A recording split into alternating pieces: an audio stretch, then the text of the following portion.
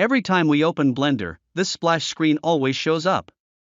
We can just click around it to close it. And we can get it back by clicking the Blender icon here and selecting Splash Screen.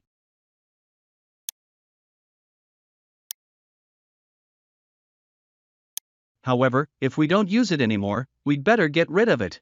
So the next time when we open Blender, it won't pop up anymore. Here's how. Go to Preferences. Edit. Preferences. Interface. Uncheck the splash screen. And because here we have checked the automatic save option. So we just close this preference screen and it's done. If you feel that the text or elements on the user interface are too small, you can easily scale it up in Blender. Here's how. Go to Preferences. Edit. Preferences. Interface. Then change the resolution scale as you like.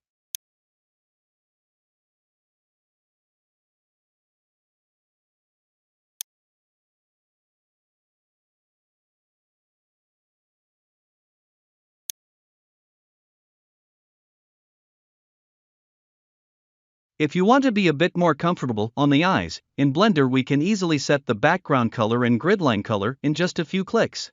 Here's how. Go to Preferences. Edit. Preferences. Themes. Click to expand 3D viewport. Then scroll down.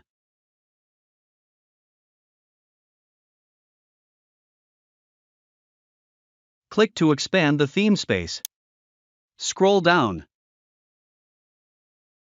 Click to expand the gradient colors.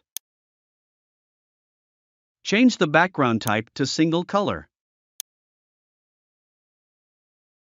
Click to change the color of gradient heights to a darker black.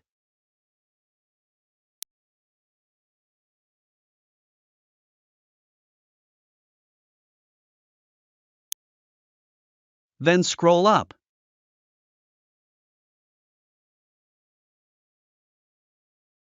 Click to change the grid color to darker black as well.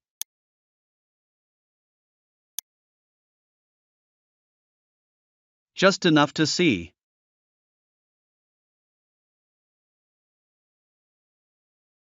Yes, just like that. Now it looks much more comfortable on the eyes.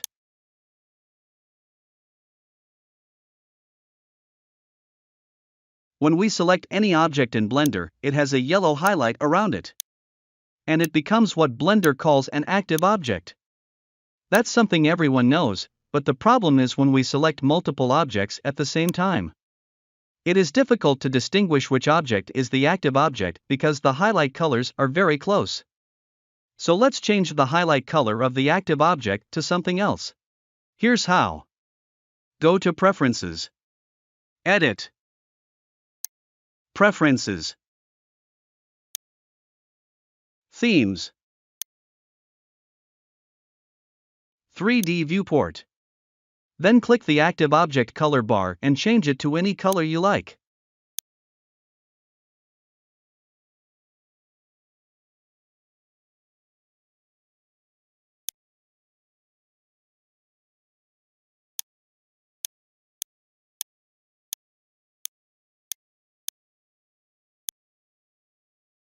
Now we can easily distinguish what is the active object. Super cool. By default, Blender always rotates around the viewport center.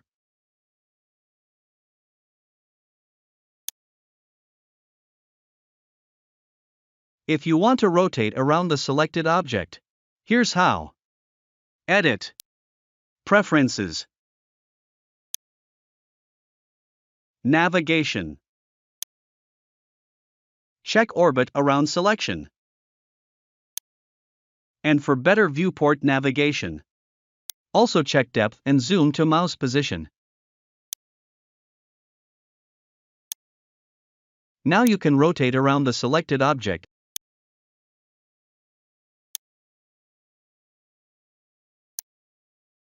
and also zoom to the mouse pointer.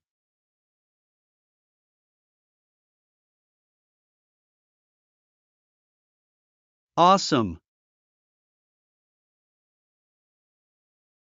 Believe it or not, Blender does a great job with the GPU, but it doesn't automatically select the GPU for us.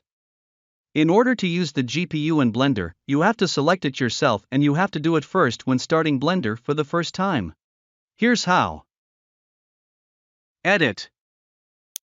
Preferences. System. Then click on the tab where your GPU is located.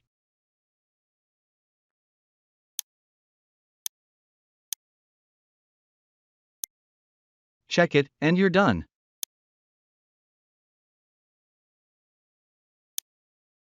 Now, you can easily select your GPU in the render properties.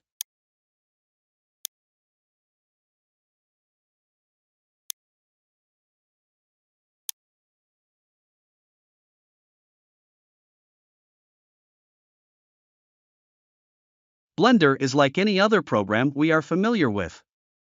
It can be undo by pressing Ctrl+Z. But you may not know that the default number of undo that Blender gives us is only 32. If you feel that this is not enough for you, you can increase the amount. Here's how.